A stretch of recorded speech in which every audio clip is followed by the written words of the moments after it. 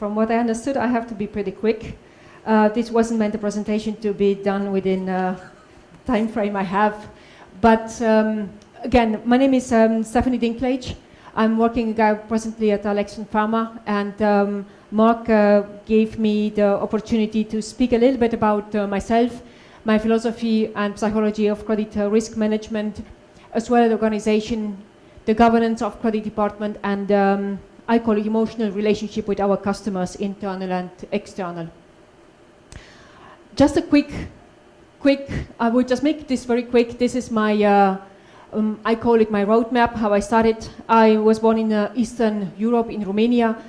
My parents emigrated to Germany, where I moved quickly to Italy. I performed my bachelor in hotel management.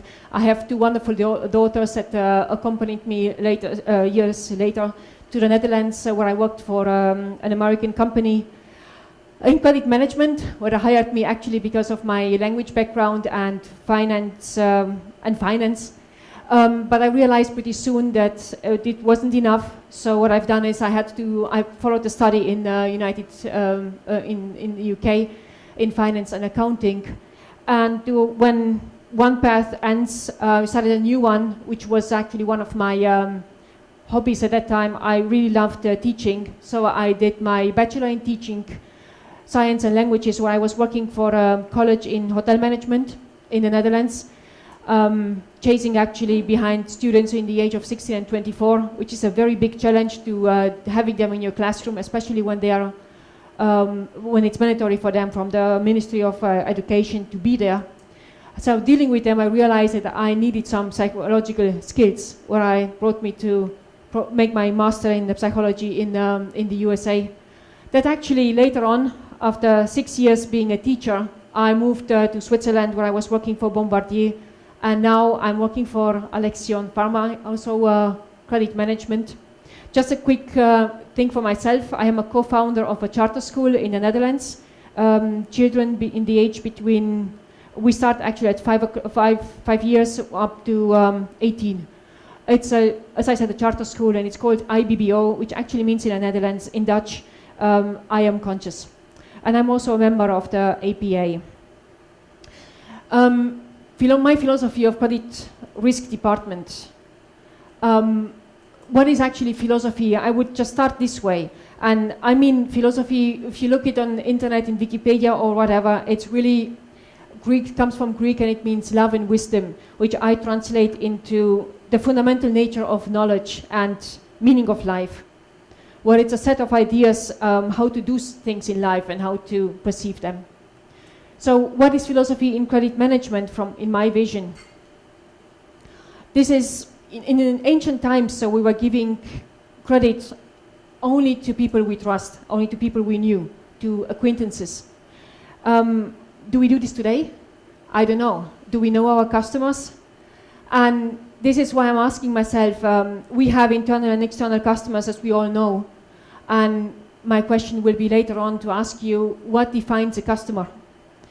And this is what I'm saying here, the internal. Do we deal with our sales department, with our cash application team, with our sales orders, with our distribution department, etc., etc.? Are we aware about the processes they are going through?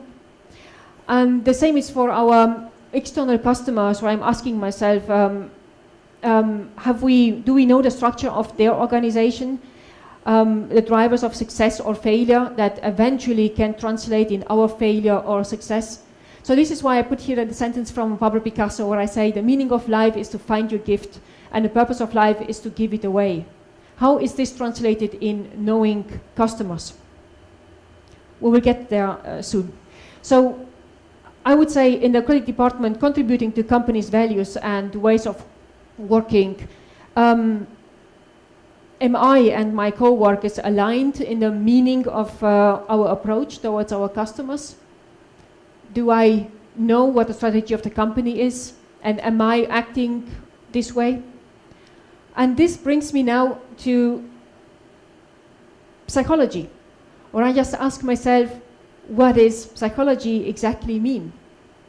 And I say again, it's coming again from Greek, saying psychology is the breath or speech, and from the word logia, from logos, speech and word and reason, where I put here some things together where I say a combination of breath and speech and a combination of life and word and soul and reason, where am I having these questions saying, Valerie said the purpose of psychology is to give us a completely different idea of the things we know best. I had to digest this sentence when I read it, because I say this is, wow, this is exactly making yourself conscious of what you know best and how to translate this to others. So translating this in credit management, I say, has the credit department been empowered with sufficient breath and speech? Is within the credit department sufficient life and word power? Sufficient soul? And to this I could add more. I'm just saying that the person has as much value as much we are willing to recognize to it. Apologies for I haven't had a chance to review it previously. So how do we translate this to the company?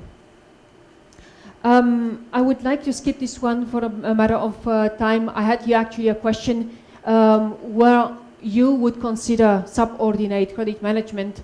Allow me to skip this just for a matter of time, and we will move on to the positioning of your company.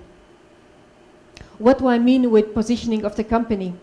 How is the corporate message translated throughout the company to the different departments? Are we all aligned, all departments? Do we know the strategic direction of our company? So this is why I say that no marketing investment could be more important to the efficacy of future spend.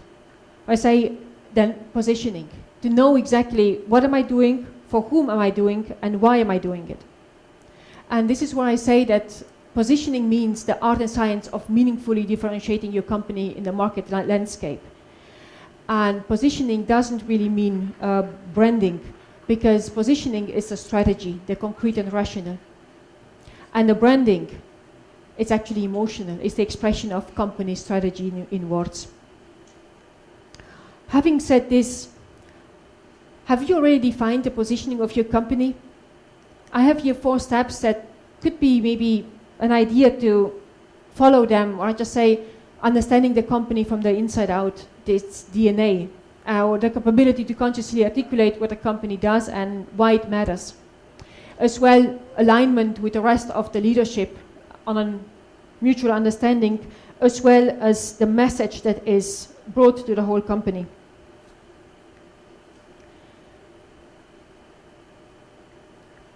Corporate DNA, going to point 1, is how do you define your company's DNA?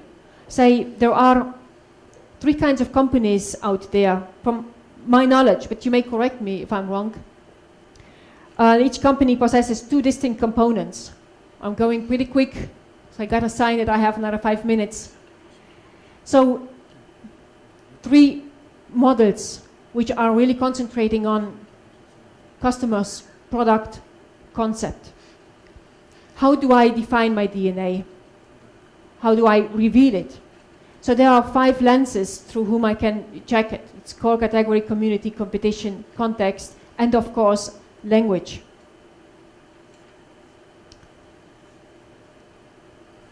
Positioning of company and credit management. So why does it matter? It matters because it can provide alignment, amplifies your messages, removes frictions, and accelerates traction. So this is why messaging within the DNA, within the credit department of the defined DNA would look like this: having a credit policy in place, SOPs, defining delegation of authority, structure of ownership and responsibilities, KPIs, and alignment between the commercial and the credit risk language, which is pretty tough to do, because we all know that once mentioned, I believe Anastasius mentioned that once a sale is done, it's not really done until it's paid.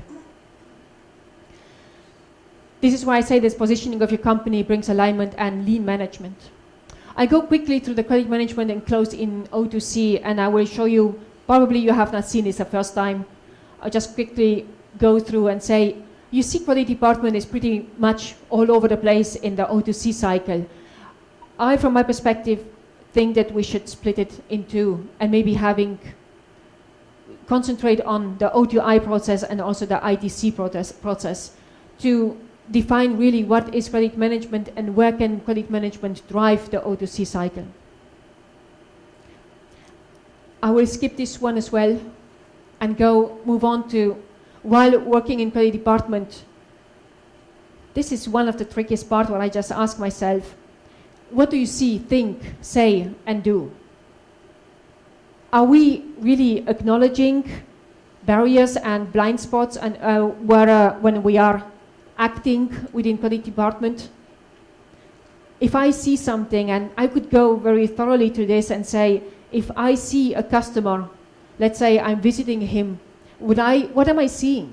How am I colored in my vision of what I see? And do I translate it in my thinking? But these are questions that you may want to reflect yourself later on. So this is why I'm saying the emotional relationship with internal customers. I would like to put this up like compare this with the kitchen. And I will go quickly through this and say, okay, we have the chef de cuisine, which is the credit director. We have the customer service, which is the waiter and the bartender. Then we have the different sous chefs as the credit controllers that are acting within the credit department to provide collection, reconciliations, etc. And then we have actually the chef de parties, which are the varieties of departments. I mean, we can go quickly through this and say, I don't know, the potager is the one that makes the soups. Where I say this could be the supply chain. We have the poissonnier, the one that is dealing with fish dishes, which could be the logistic department. The one that is baking the cookies and also the bread, invoice department, the associé, cash application. The guard manager. Overall, what I want to say with this is that in a restaurant, we usually do not see the different steps taken from the order to the meal served to us. Therefore, this comparison, to understand that we in the credit management department, we have to rely on different skills and different people. Cooperation for credit management goals. And this is something that I say, in a summary, our AR portfolio, credit management endeavors are driven by a multitude of other departments, where the cooperation of skilled and dedicated colleagues is mandatory. Working in credit department is a cooperation, as I mentioned, of a multitude. And this is, as I mentioned before, interpersonal connection brings dedication and motivation and brings you to a high AR portfolio performance. While working in credit department, I'm asking you again, what see, think, say, and do? How do you identify your external customers? And this is where I say a small comparison with a school environment, where I say, if I have been given the title of a teacher, then you must be the student. That means that you put me on a different level. Well, I'm saying myself right now, I can see it with a different picture, acknowledging it differently, and perceiving it completely differently. So this is why I'm saying the definition of a customer is in the perception of the observer. With regard to the time, I would like to finish the verse that I started, where I said to you, you remember the anecdote at the beginning of the presentation with the two fish and the big fish? Where I say, the water is the habits and patterns, is the unthinking choices and invisible decisions that surround us every day, which just by looking for them, come visible again. And once visible, it's within our and your control. That's it from me. Thank you very much.